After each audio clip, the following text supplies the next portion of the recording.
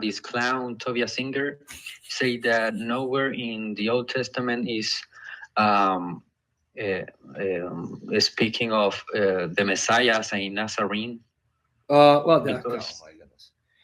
If you go to Matthew 2:23, look it up, brother. yeah, Yes. This shows he can't read. The guy can't read. Matthew 2:23, Tovia Singer says, there's nowhere in the Hebrew scripture says he's a Nazarene. Okay, read Matthew 2:23.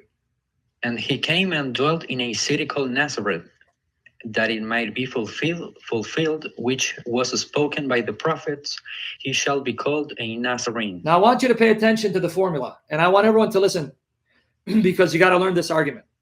In Matthew 2:23, Matthew says the prophets predicted Messiah would be a Nazarene.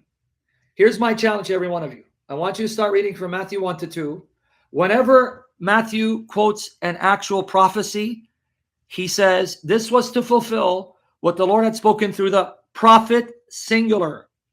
He doesn't use prophets plural. Did you notice here he says prophets plural? Yes. So right there, if you're paying attention carefully, he's not referring to any specific prophecy of a prophet. He's saying this was to fulfill what the prophets said, he shall be called the Nazarene. Now, unless Matthew thinks that you have several prophets all saying he shall be called the Nazarene, that shows that Tovia Singer can't read. You caught it? Yes. It's not an actual prophecy in those words. Otherwise, Matthew would be implying more than one prophet said those words, he'll be a Nazarene. He's telling you that the prophets have, in general, mentioned the fact that Jesus is a Nazarene.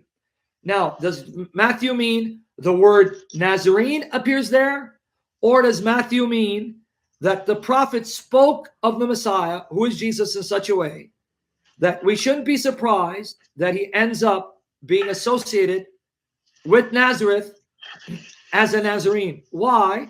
Because the prophets talked about the Messiah being humble and humiliated, right? Yes. Isaiah 52 and other passages that talk about him being humble, humiliated, debased, rejected, condemned, scorned. Psalm 22, Daniel 9, right? The word Nazarene isn't referring to an actual prophecy where several prophets use the word Nazarene. The word Nazarene is associated with the Messiah being humbled, humiliated, debased, rejected, accursed, condemned.